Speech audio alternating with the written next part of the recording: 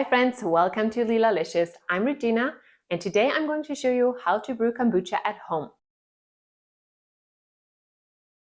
You may have heard of the great probiotic benefits of kombucha, and maybe you even have gotten into a habit of buying kombucha and it's starting to get expensive.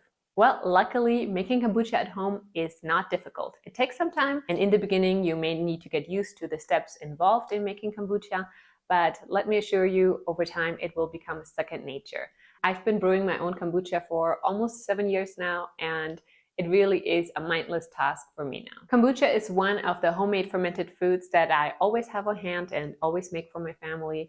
The other ones are sauerkraut, yogurt, and sourdough bread. While we eat all the other ones, this is the only fermented drink I regularly make. The most important thing you need to prep ahead or acquire ahead of time is the kombucha SCOBY. SCOBY is an acronym that stands for Symbiotic Culture of Bacteria and Yeast. You can see it here, floating on top of my kombucha brew. This is my little SCOBY hotel where I keep a reserve of backups. In a previous video, I have shown you how you can grow your own SCOBY from just raw kombucha and strong brew tea. It takes about a month to grow a SCOBY of a decent size to start brewing kombucha.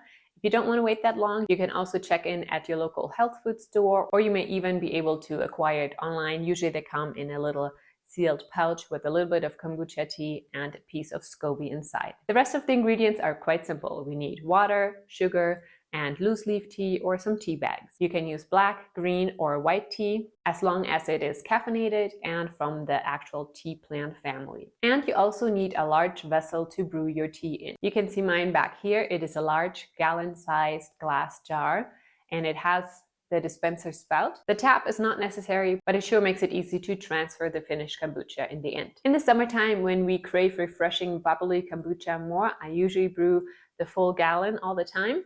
In the wintertime, not as much, and then I usually do half a gallon only, but I still do it in the same jar. So let's get started with brewing our tea. In this tutorial, I'm going to show you the amounts for making half a gallon or 2 liters of kombucha, but you can easily double everything to make a full gallon or 4 liters. First up, we need half a cup of granulated sugar. Usually I use white or cane sugar, and all of this or most of it will be used up by the bacteria and yeast anyway. This is just to feed them, so no need to get fancy here. To that, add 1 tablespoon of loose leaf black, green, or white tea, or alternatively use 2 to 3 tea bags. Now over top of the tea and sugar, pour 2 cups of hot, previously boiled water. I like to make a tea concentrate with just 2 cups of hot water instead of boiling all of the water, because then it will all cool down faster and I can move on to the next step sooner. Stir everything up so that the sugar dissolves, and then let the tea or tea bags steep until they're fully infused into the water, and let it cool down to room temperature.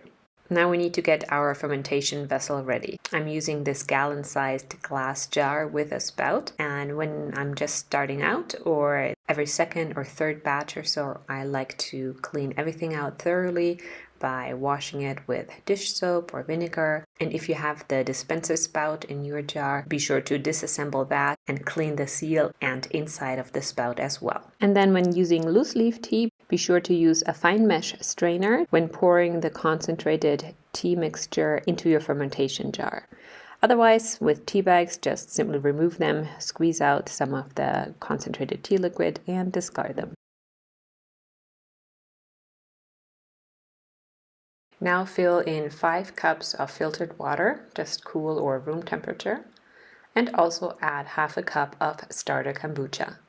If you're just starting out, you may need to use that from a store-bought bottle of unflavored kombucha. And then in subsequent batches, just always reserve about half a cup for your next batch. And finally, we need our SCOBY, either store-bought, maybe you got a piece from a friend, or if you followed my previous video, homegrown. Place the SCOBY on top of the tea mixture. Don't worry exactly how it's placed. It may first float around a bit, but eventually it will end up on top. If you got a piece of SCOBY that is a lot bigger than your fermentation vessel, then you can cut it to about the diameter of the jar. And don't worry if it's a little bit smaller.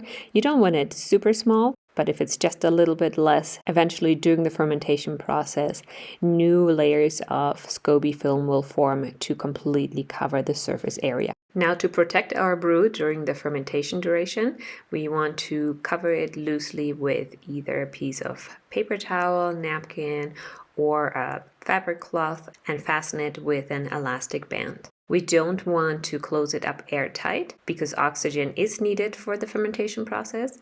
We just want to protect it from impurities, dust, debris, or insects. Now let your kombucha tea mixture sit to ferment for 7 to 21 days. There are different factors that will influence the length of time. First up, there's the temperature. The warmer it is, the faster the fermentation process. Also, the thicker your SCOBY, the faster everything works. At the 5-day mark, start to taste your kombucha. It should not taste like sweetened tea anymore, but should have a distinct tart kombucha flavor. And then also your personal taste preferences come in. Some people like just very mild kombucha with mild fermentation flavor, while others prefer a much tartar, more acidic kombucha. So that will of course take longer.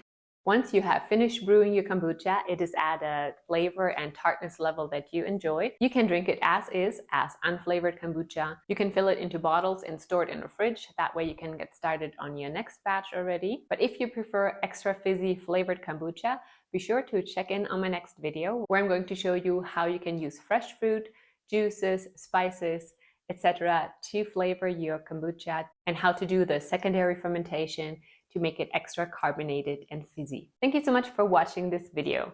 I hope you have great success at brewing your own kombucha following my tutorial. Let me know in the comments if you love kombucha and if you're going to get started brewing your own now as well. Please like this video, share it with your kombucha loving friends, and I will see you soon with another video. Bye for now.